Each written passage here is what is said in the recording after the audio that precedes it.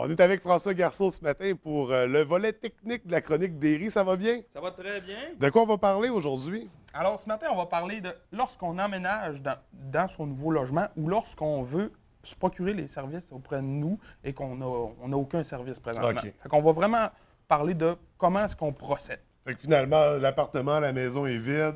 On n'a Oui, pas de service. sinon, ça peut être que l'appartement est plein, mais qu'on décide de changer de fournisseur aussi. OK. Fait que, tout d'abord, en premier lieu, ce qu'il faut regarder quand c'est un nouvel appartement ou un nouveau logement, premièrement, il y a deux types. Soit c'est un appartement ou soit c'est une maison. Lorsque c'est un appartement, bien souvent, le câblage va être passé. C'est-à-dire que les fils vont être présents parce que les derniers locataires l'ont utilisé. Donc, dans ces cas-là, c'est facile de voir où est-ce que les équipements ont été mis. Bien souvent, on n'a pas beaucoup de latitude, c'est-à-dire qu'on branche la télé à l'endroit où ce que le fil arrive, ainsi de suite. Et dans les appartements, le fil paraît beaucoup plus que dans les maisons parce que bien souvent, on n'a pas de sous-sol où on peut passer les fils, ainsi de suite. Donc, ce qu'il faut comprendre quand on arrive dans notre nouvel appartement, c'est que ce n'est pas tous les fils qui vont fonctionner. Nous, quand on vient installer, on vous demande combien de téléviseurs vous voulez, à quel endroit vous voulez avoir Internet, à quel endroit vous voulez avoir le téléphone. Si vous voulez plus de téléviseurs, là, il va y avoir des frais. OK. Certains clients vont nous dire que les fils sont déjà passés, ainsi de suite, mais ce n'est pas tous les fils qui fonctionnent bien. Alors, nous, quand on installe et qu'on vous demande ces frais-là, c'est pour vous donner une garantie. C'est-à-dire que s'il y a quoi que ce soit de problème avec le câblage, on vient régler le problème gratuitement. Mais bien sûr, normalement, lorsqu'on l'installe la première fois, on s'assure que tout fonctionne bien. Puis qu'il n'y ait pas de problème. Exactement. Donc, il ne faut pas prendre pour acquis que tous les fils vont fonctionner. Il faut vraiment faire cette demande-là.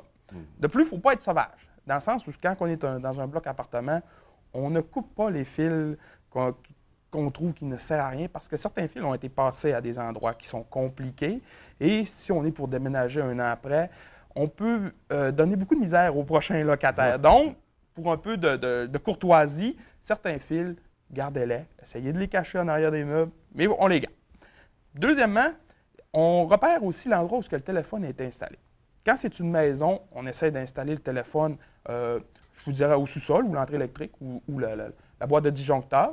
Sinon, on l'installe, un exemple, dans des garde-robes en dessous des escaliers où on met la balayeuse centrale. Des endroits qui sont cachés, ce qui est à dire que ça ne paraît pas, ce sont des endroits de débarras, on pourrait dire, ou dans les plafonds suspendus. Donc, on essaie de repérer où est-ce qu'on aurait pu installer l'appareil. Bien souvent, on va voir les restants de câblage ou d'un fois, on pose deux petites vis sur le mur pour installer la boîte dans les bas des murs. Fait on peut repérer ces endroits-là pour aider le technicien. Il faut prendre en considération aussi que si vous avez des demandes particulières, un exemple, une télévision sur le comptoir, une télévision d'une place spéciale dans votre chambre, nous, il faut qu'on passe un fil pour amener la télé là. Alors, essayez de penser déjà d'avance à quel endroit le technicien va passer le fil. Parce que dites-vous qu'on vit les mêmes problématiques que vous, c'est-à-dire qu'on se pose des questions puis on a des défis bien souvent à savoir où passer le fil. Donc, vous pouvez déjà aider le technicien, puis en plus, vous pouvez faire de la place aux techniciens. Soyez compréhensif. Oui, soyez compréhensif. Dites-vous que si vous avez des bibelots à l'endroit où le fil va passer, enlevez-les, vous les remettrez par la suite. Fait que ça, c'est de base quand on arrive. Les téléviseurs, une fois qu'on arrive dans l'appartement, c'est relativement simple. On décide où vont être installés les téléviseurs. Tout ce qu'on a à faire, c'est amener un fil de câble à cet endroit-là. Fait que pour les téléviseurs, ce n'est pas le plus compliqué. Là où ça se complique, je pourrais dire, c'est au niveau de l'Internet et du téléphone. On commence par l'Internet parce que l'Internet, maintenant, on est rendu avec, depuis au moins une dizaine d'années, deux types d'ordinateurs.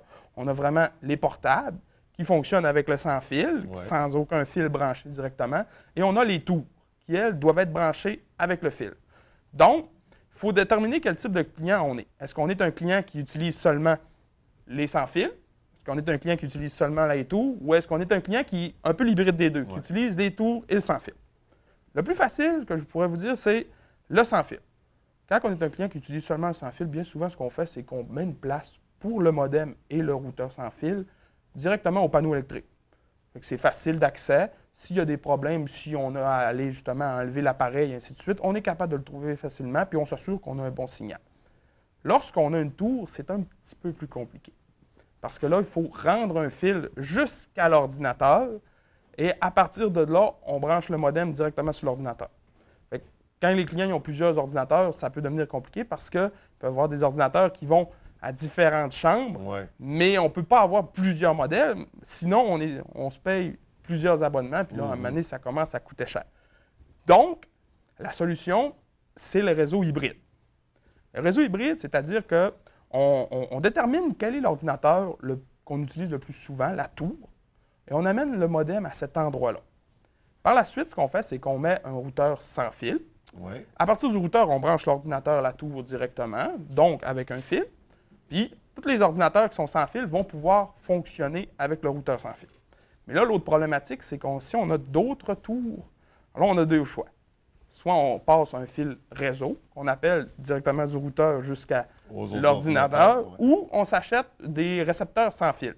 C'est-à-dire que vous pouvez soit directement poser une pièce dans l'ordinateur, ou bien maintenant, les technologies sont assez évoluées qu'on s'achète des petites clés USB qu'on branche directement en arrière de l'ordinateur, ce qui évite qu'on ait besoin de passer des fils, ainsi de Puis suite. souvent, ces fils-là traînent encore plus que les autres. Ah oui, oui. En tout cas, moi, je le sais, je l'ai vécu. Ben, la plupart des utilisateurs ont un labyrinthe de fils en arrière de l'ordinateur, autant que le téléviseur. Donc, si on peut s'en éviter quelques-uns, ça peut être pratique.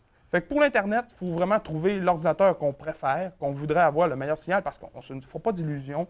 À chaque fois qu'on passe un mur, à chaque fois qu'on passe un plancher, on perd du signal pour le réseau sans fil. Donc, l'ordinateur, comme certains utilisateurs, qu'eux autres aiment beaucoup ce qu'on appelle le gaming, c'est-à-dire jouer à des jeux vidéo, vont toujours préférer avoir un fil plutôt que le réseau sans fil parce qu'ils s'assurent qu'il y ait le moins possible d'interférences. Donc, c'est des choix stratégiques à faire, mais il faut être conscient qu'il va falloir qu'on passe des fils à quelque part. Oui. Maintenant, si on va pour notre dernier service. Notre dernier service, le téléphone. Le téléphone, c'est la petite boîte ici qu'on branche là. Alors, le téléphone, il faut faire attention parce qu'on a besoin de trois choses pour poser le téléphone. Premièrement, on a besoin d'un accès au réseau téléphonique, c'est-à-dire qu'on a besoin d'un accès à une des prises de téléphone ou un fil qu'on est capable de retrouver dans un plafond ou d'un grenier. On a besoin d'avoir accès à une prise de courant. On a besoin d'avoir accès au câble. C'est vraiment les trois. Ça prend les trois. Fait, idéalement, on essaie toujours de le mettre dans la boîte électrique. Et dans la boîte électrique, on suggère fortement aux clients, s'ils connaissent un électricien ou s'ils font venir un électricien pour toute autre raison, faites-vous poser une prise de courant dans la boîte électrique directement. Ça règle beaucoup de problèmes. Puis d'ailleurs, ça nous permet, si on met l'Internet sans fil à cet endroit-là, d'avoir du courant aussi. Fait qu'il faut trouver un endroit qui est idéal. Puis certaines problématiques vont aussi du fait que si vous avez un système d'alarme, l'installation va être beaucoup plus compliquée parce que le système d'alarme fonctionne sur le téléphone. Alors, il va falloir qu'on retrouve le point de démarcation du système d'alarme, c'est-à-dire l'entrée du système d'alarme et l'entrée de téléphone. L'entrée de téléphone, ça ressemble à une petite boîte noire avec deux vis où tous les fils de téléphone arrivent. Fait que les fils de téléphone, c'est tout le temps des fils rouges et verts. Donc, on essaie de trouver cet endroit-là en premier. Et si vous pouvez le montrer aux techniciens, c'est l'idéal. Si vous connaissez l'historique aussi de la maison, c'est idéal parce qu'il y a des fois, dans certaines rénovations, on enferme cette pièce-là dans un mur, alors on n'a plus accès au point de démarcation, fait qu'on peut avoir certains problèmes. Et ça peut aller jusqu'à, si on n'est pas capable d'avoir accès à ce point-là, vraiment, impossible de le trouver, puis même Bell ne pourrait pas le trouver, les installateurs originaux. C'est pas une question de... On est obligé d'installer seulement une prise de téléphone, puis là, ça va être à l'endroit où ce que le client le veut. Mais encore une fois, est-ce vraiment un problème quand on sait qu'aujourd'hui, on est vraiment rendu au niveau... Les téléphones sans fil, et voilà. Juste une base au niveau des téléphones... Moi, ce que je conseille, c'est avoir un téléphone sans fil, mais aussi se garder dans un tiroir un téléphone avec fil, au cas où qu'on perde le courant. Eh oui. Et encore une fois, même si l'appareil est branché sur le courant, il y a une batterie à l'intérieur qui va durer jusqu'à 8 heures. Donc, si vous perdez le courant, vous allez être capable d'avoir vos téléphones, mais bien sûr, les téléphones sans fil ne fonctionneront pas. Alors, c'est des petits points qu'il faut s'assurer pour l'installation, à vérifier, pour faciliter l'installation, puis justement ne pas avoir de surprise. C'est ça. Puis où prévoir pour les fils pour pas que ça passe n'importe où. Et voilà. Fait qu'il y a une collaboration entre le client et l'installateur. Oui, c'est ça, parce que nous, on essaie toujours d'installer de manière à ce que, si ça serait ma propre demeure, et justement aussi, essayer de cacher, de mettre ça le plus esthétique possible. Mais pour l'esthétique, on va en revenir plus tard, parce qu'on va avoir une chronique qui va parler justement des trucs pour cacher des fils, pour les passer à certains endroits. Là. Fait que ça va être une chronique future là, pour donner des coups de main. Super, donc chronique future, pas notre prochaine. Non, la prochaine chronique, on va parler vraiment d'Internet. Vraiment, on va parler de la consommation d'Internet, la vitesse, la lenteur, certains problèmes, les pièges qu'il faut éviter aussi par rapport à ça. puis les services qu'on offre pour notre Internet. Donc, notre prochain rendez-vous qui est dans 2 semaines. Exactement. Ben super, merci beaucoup, François. Ça fait plaisir. Bonne semaine. Toi aussi.